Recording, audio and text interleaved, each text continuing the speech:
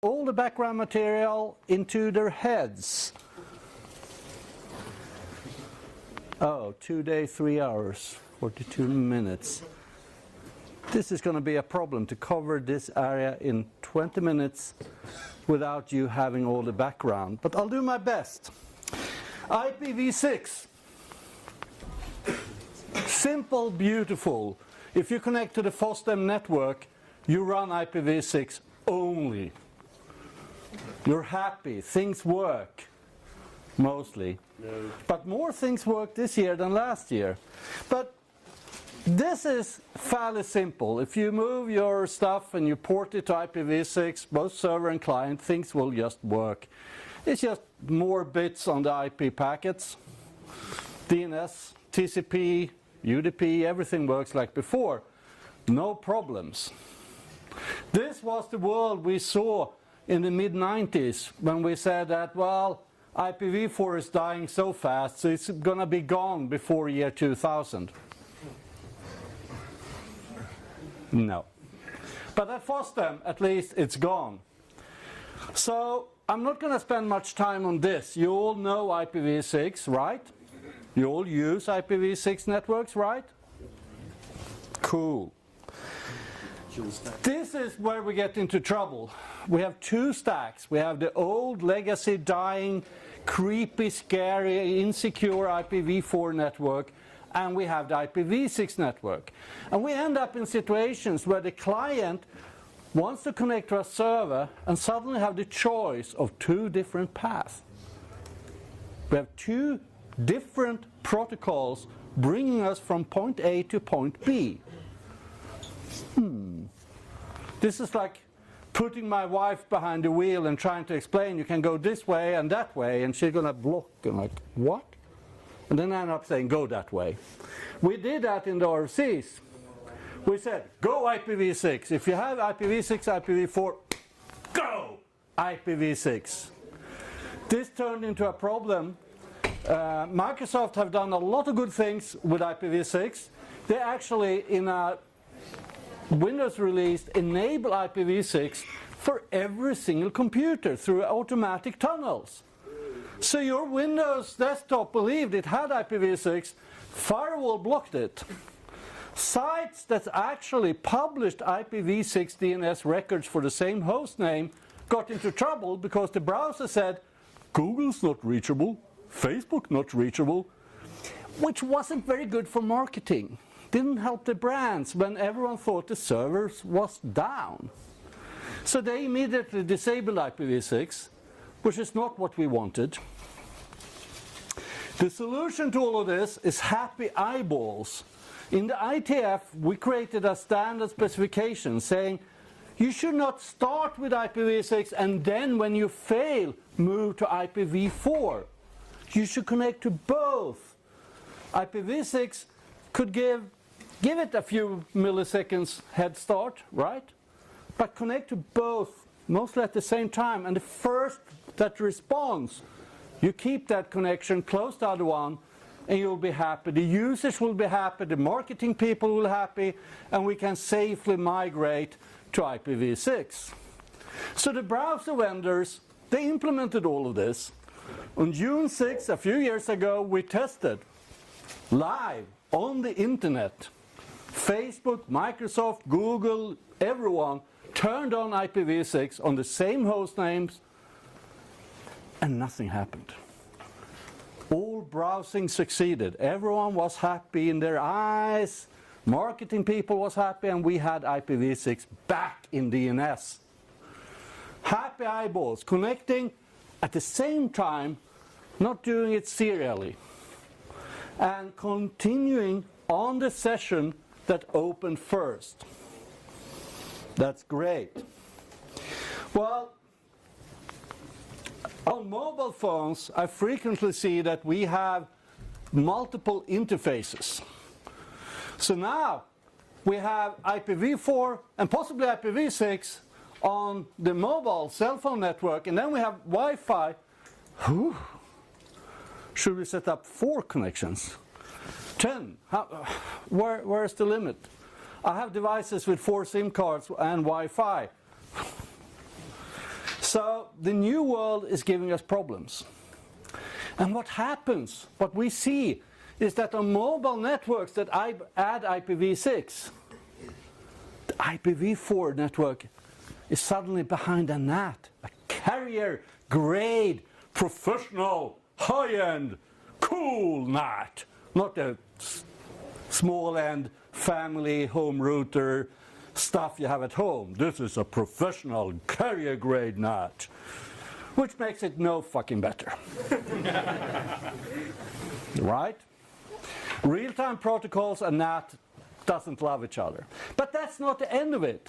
They have session management on the network. They're adding a lot of boxes to manage stuff, to make your experience better, which practically kills everything you want to do real time, because to make things better, they close down IP flows to give room for new IP flows, to make new users happy.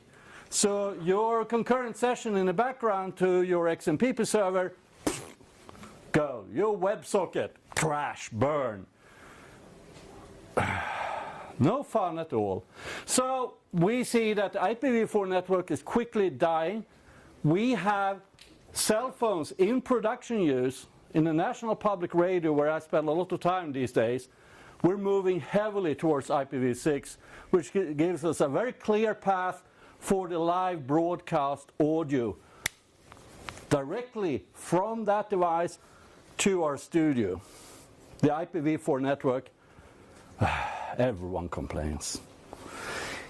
But what we see with these mobile apps is that networks come and go.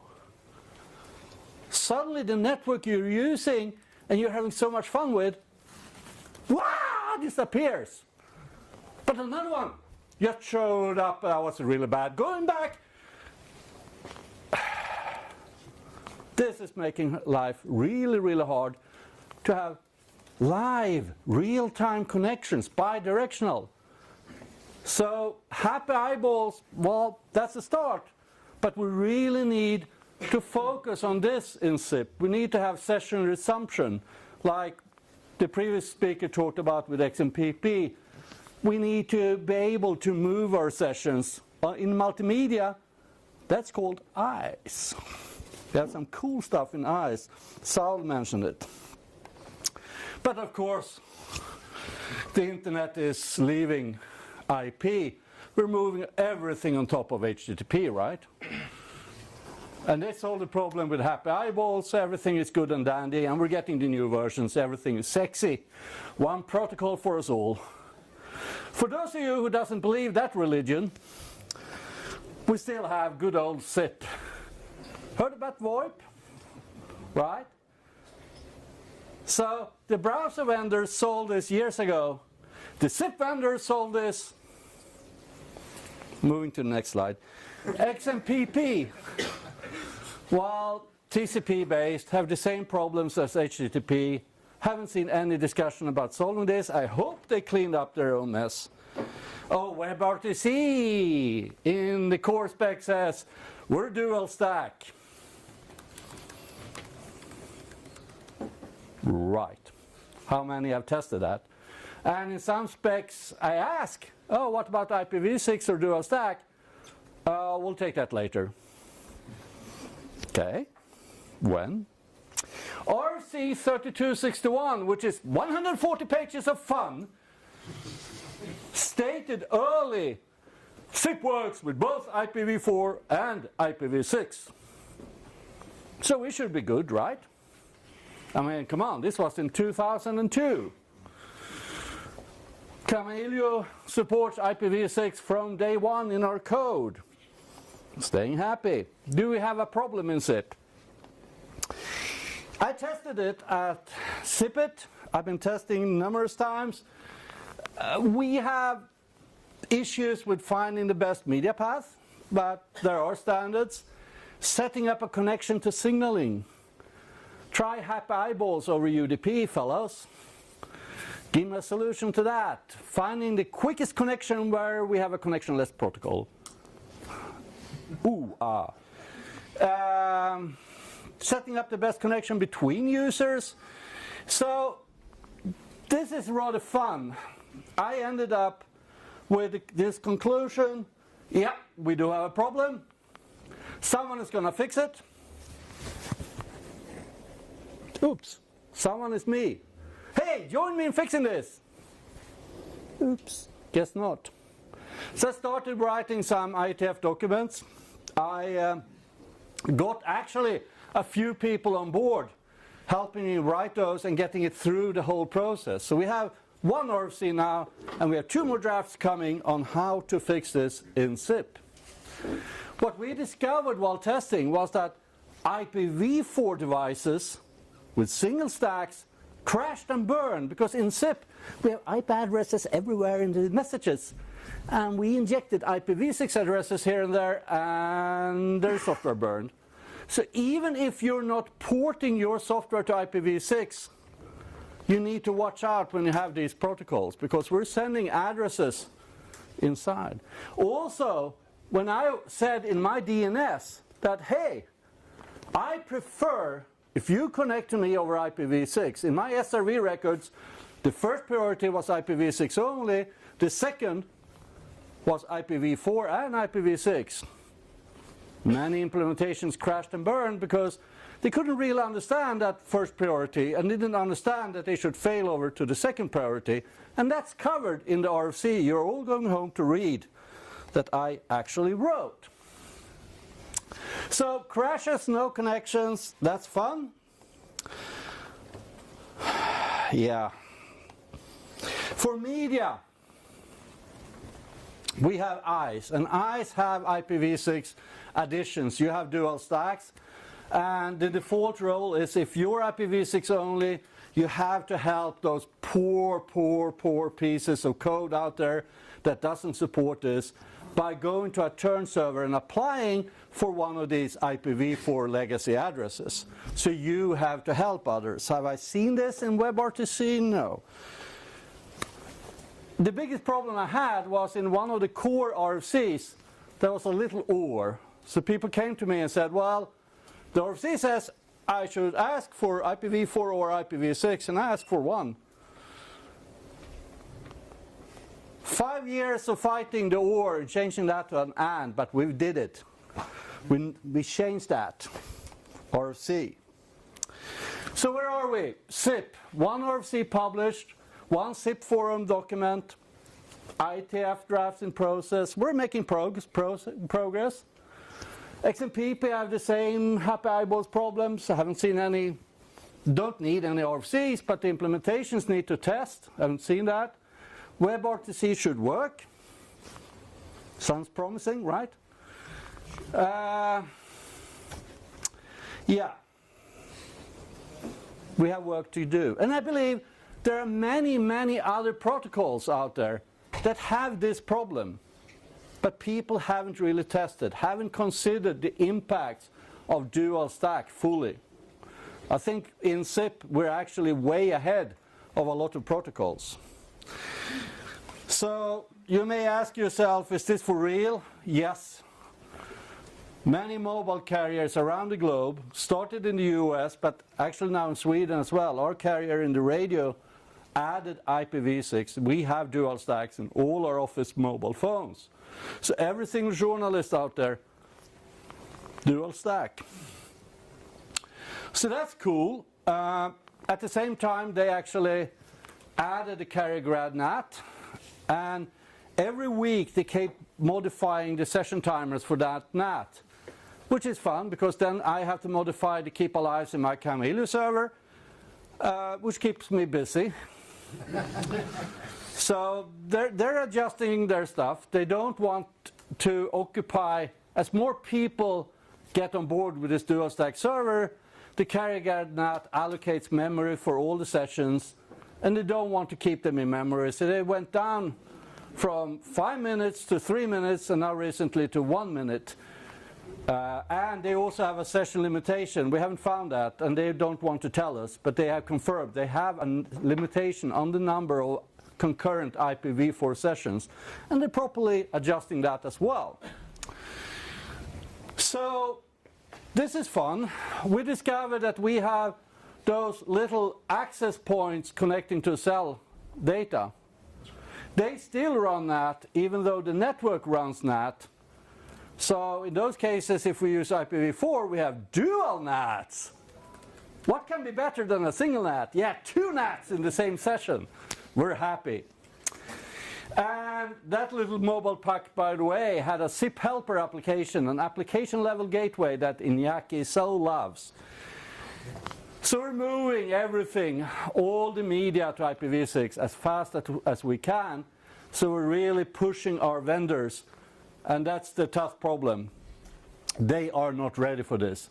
Oh, we tested IPv6 in our lab and it works. Okay, have you tested this? Oh, I wasn't aware of that.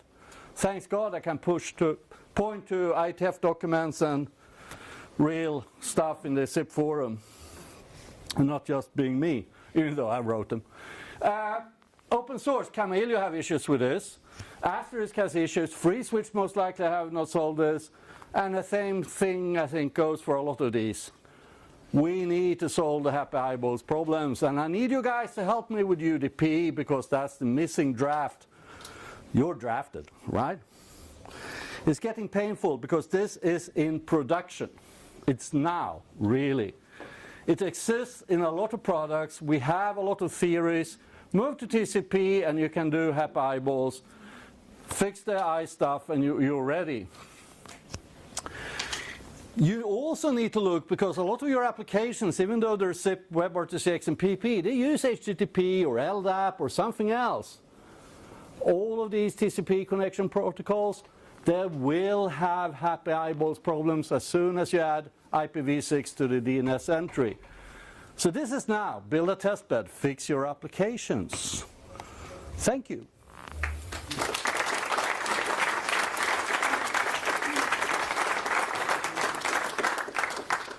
Oh, I see questions. What's the RFC number? I can look it up and read it. Sal, my assistant, will find it soon. I think 7948. I should have it engraved here. Proud author of.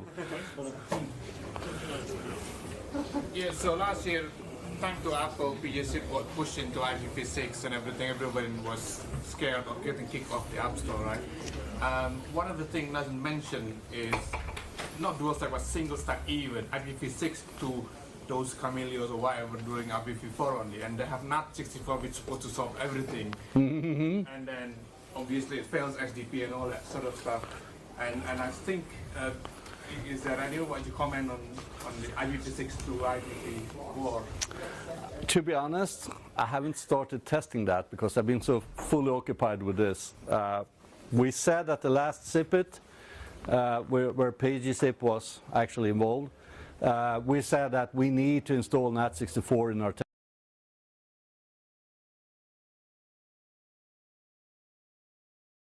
But this has been so painful, so it's been enough. But you're right, we probably need to look into that as well. Especially with DNSSEC and other things, NAT64 can be interesting. More questions? We got 2 more minutes, so first time. Or not. You're happy. You're going to read all the documentation the AI downloaded. We are all happy eyeballs now. Your happy eyeballs. Stay in this room and the rest of the documentation will be downloaded at 5 o'clock or something into your extra memory. Thank you. In 2 days, 5 o'clock.